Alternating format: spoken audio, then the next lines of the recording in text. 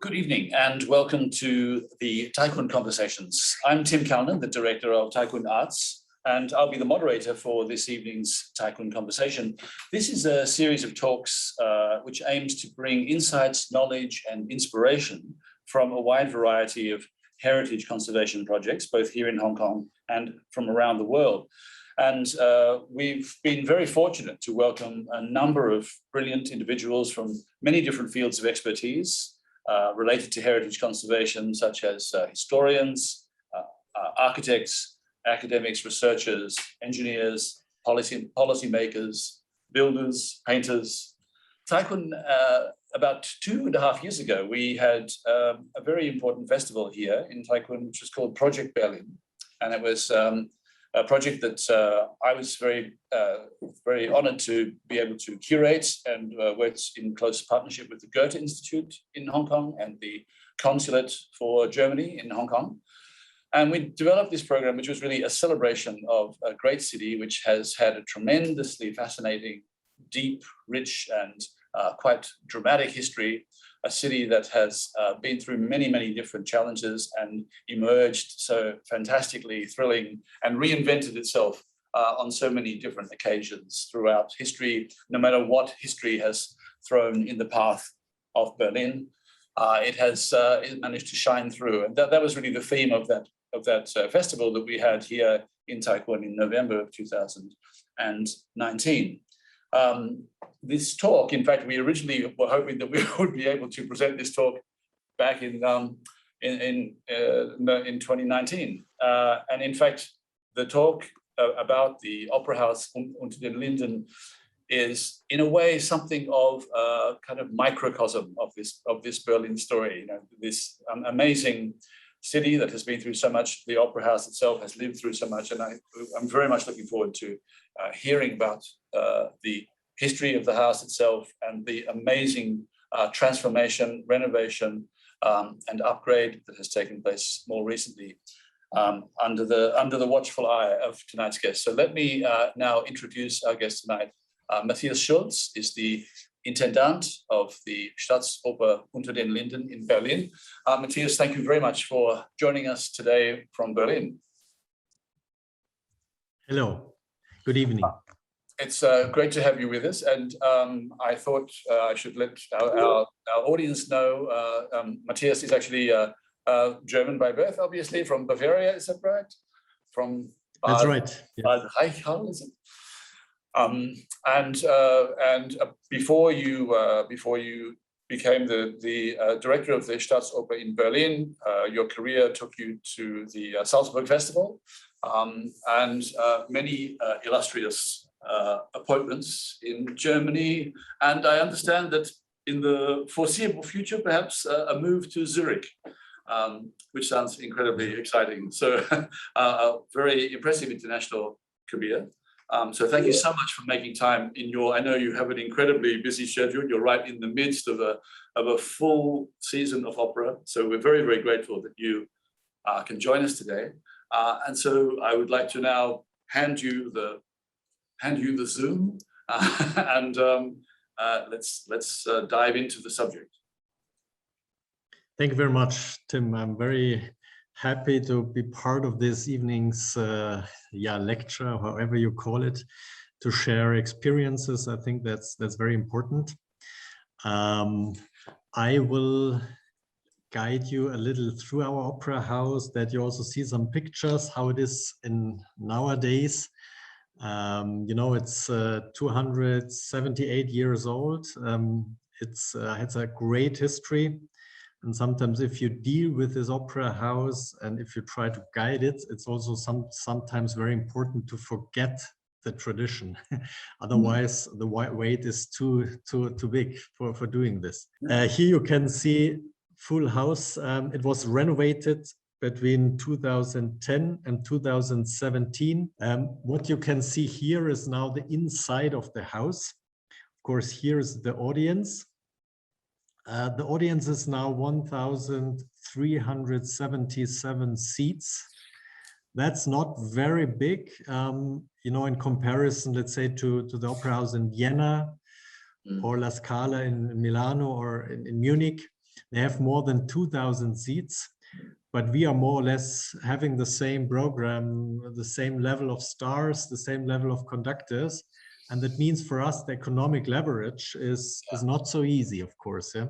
It always kept this Rococo measurements here in the audience.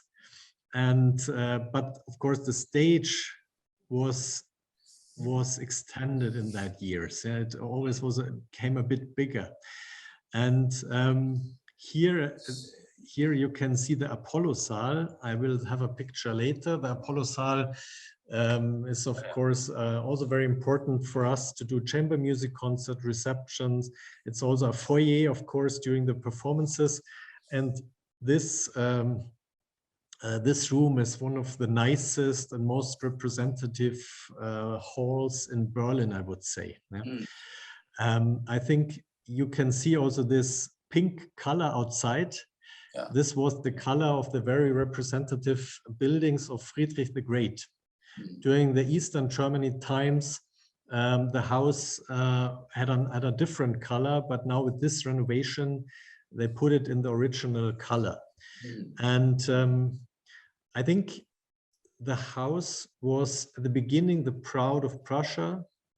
It was later the pride of Eastern Germany.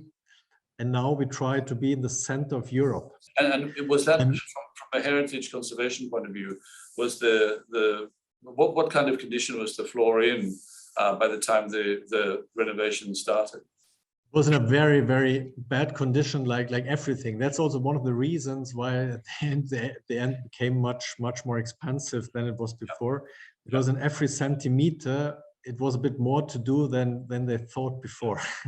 Yeah. And you know, here you can see that the audience inside, and it looks the same, but it was a complete hole during the construction side. Yeah?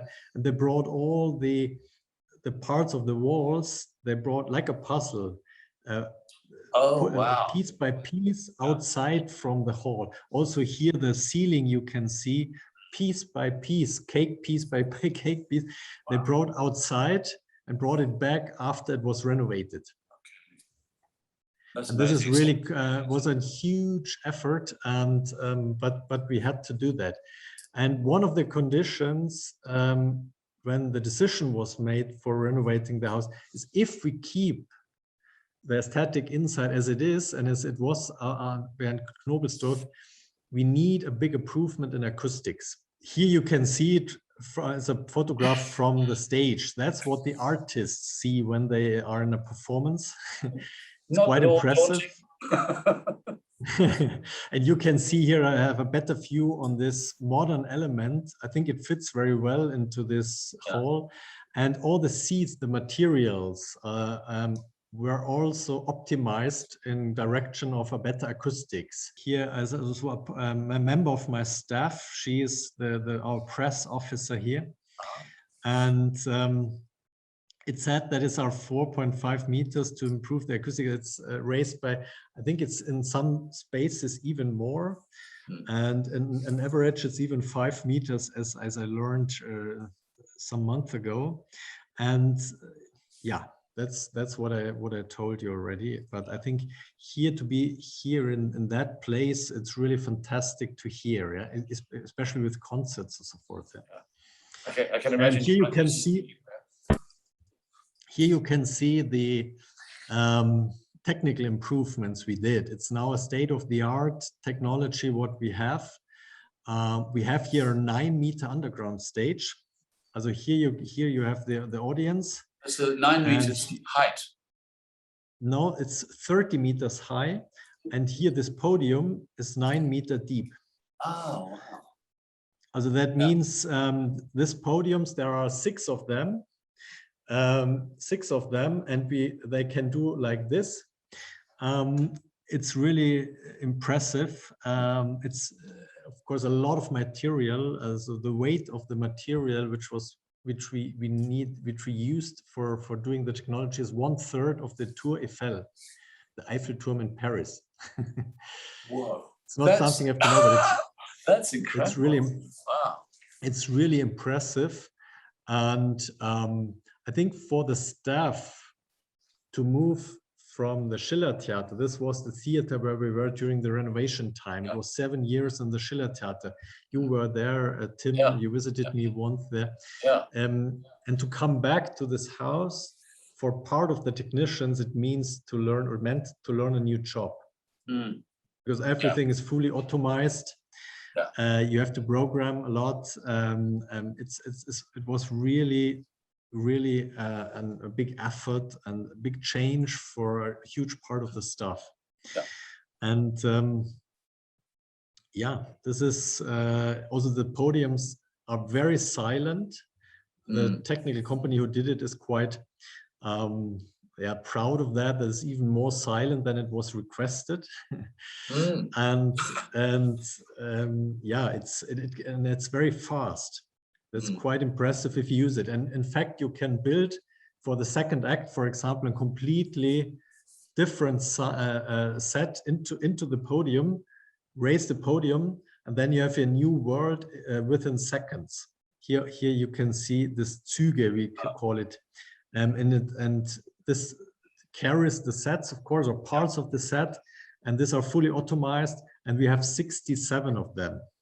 Wow, and you're getting a very good nod of approval from our production manager who's sitting in front of me. With this, of course, you can do also a lot of flying. We have, for example, we revived a Magic Flute 2 days ago, and in this Magic Flute, it has a concept of a marionette theater, but in real. And the singers are flying a lot. And there are marionette figures, you know. And this is you can do with this technology, and I think this is quite something in this opera. Here, that's 60 fly bars. That's what we call 60 fly bars, and they can carry a weight of 1 ton each, which is quite something. You can also carry cars, and whatever. And we are doing this. But you're not telling the directors of the opera all about it. The next picture is our most important rehearsal stage. And it's very important to say, because there's the opera house, and next to the opera house, we have the intendances. We have the building where we include the offices and the rehearsal stages. And in this building, we have 2 rehearsal stages. We have 2 rehearsal stages for ballet. We have a stage for chorus, a rehearsal room for chorus, a rehearsal room for orchestra, and a lot of smaller rehearsal rooms. And this building, as both buildings, are connected by an underground building. And this underground building enables us to bring sets from the rehearsal stage to the opera house without rain or any weather problems or whatever. And it's, of course, it's also used to put sets together and so forth. It's a very important for us. The underground building is huge, and we have here the river quite near to that. And to build this underground thing was, of course, a huge effort. The underground building is 80 or 90% underwater, and of course they had to bring in iron elements to make it dry.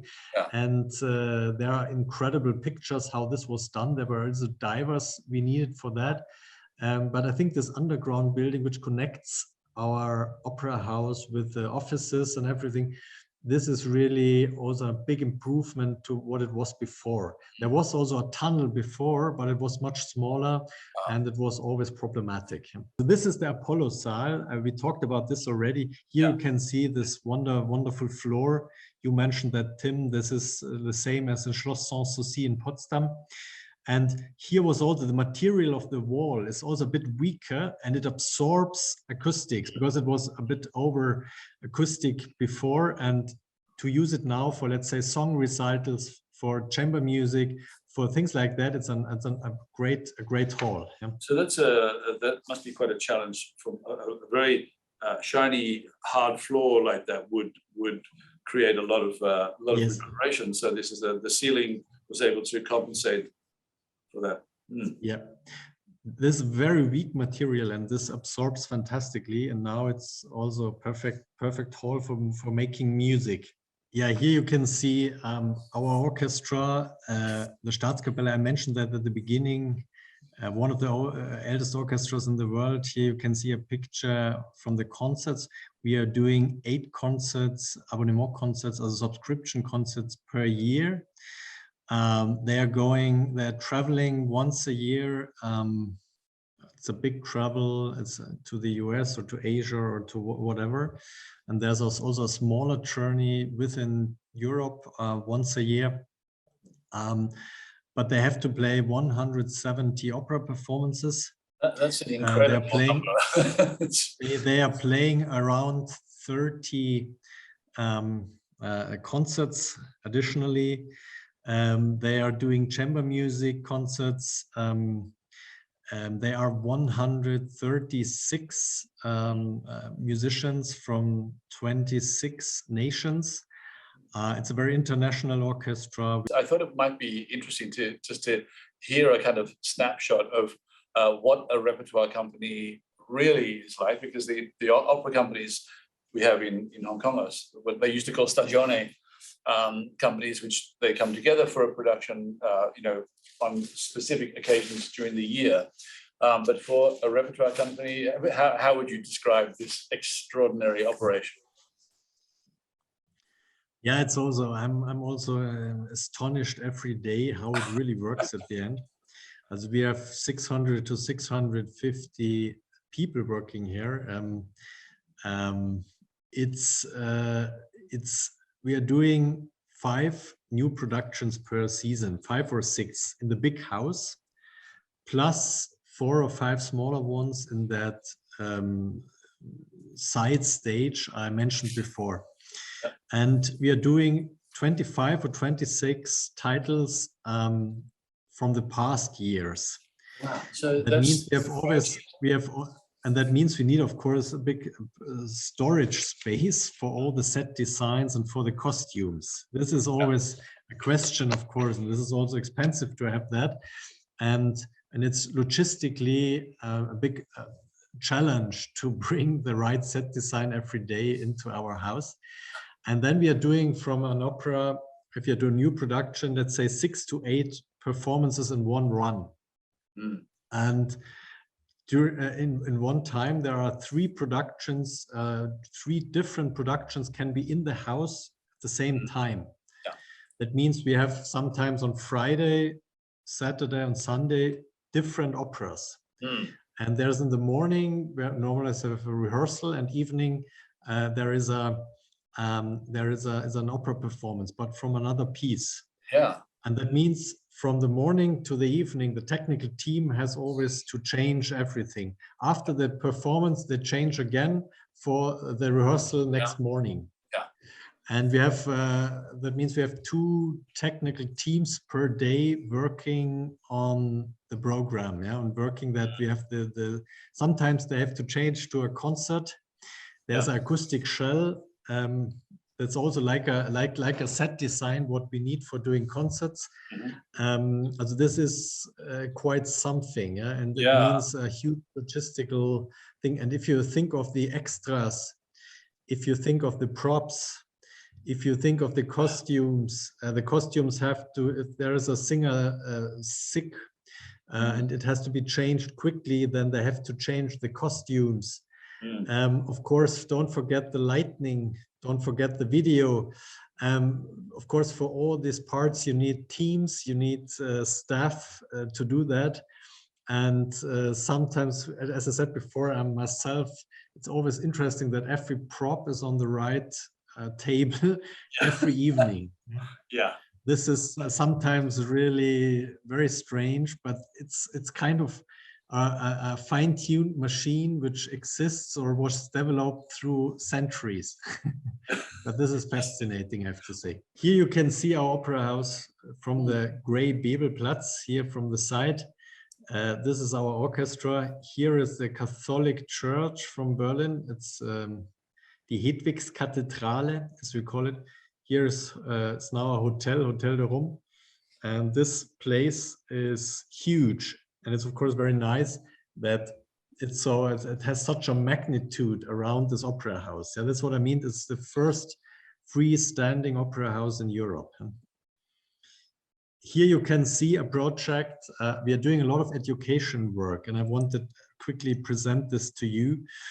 And one of our core projects is a children's orchestra. This is also in collaboration with the Staatskapelle Berlin, with our orchestra. And we are working there with all music schools in Berlin. There are 12 music schools in every region of the city. And these are 90 kids. And they are 7 to 13 years old. Real children, and for us it really extends the family of the house. Yeah. We are doing 4 concerts per year. They're doing a concert in the Eastern Festival time. That means there is an international platform. They are conducted by Giuseppe Monticcia. In the first year, Daniel Barenboim himself conducted a concert. They are brought together with singers from our house. Every section of the orchestra is trained by a tandem. It's trained by a music teacher and a member of the orchestra. And I think this project is really, it has a great effect. And if children are in this concert, and if they see it, and if they go out of the concert and say, I would love to do the same, then we achieved already something. Here you have on children's opera. I showed you before this old orchestra rehearsal space. And this is just a picture how this is done with a lot of involvement of young people. Here you can see on the Graue Bebelplatz, on this Bebelplatz, a concert we do once a year. It's a open air concert. 45,000 people are attending. Wow. This is quite something, and a big important sign for accessibility. Thank you so much for a really wonderful, wide-ranging presentation. I think for me, what was such a really refreshing theme was the fact that the revitalization is not just about a building. It's about a whole art form and a whole way of thinking of a cultural institution and the role that cultural institution plays in the city, in the nation, and in the world.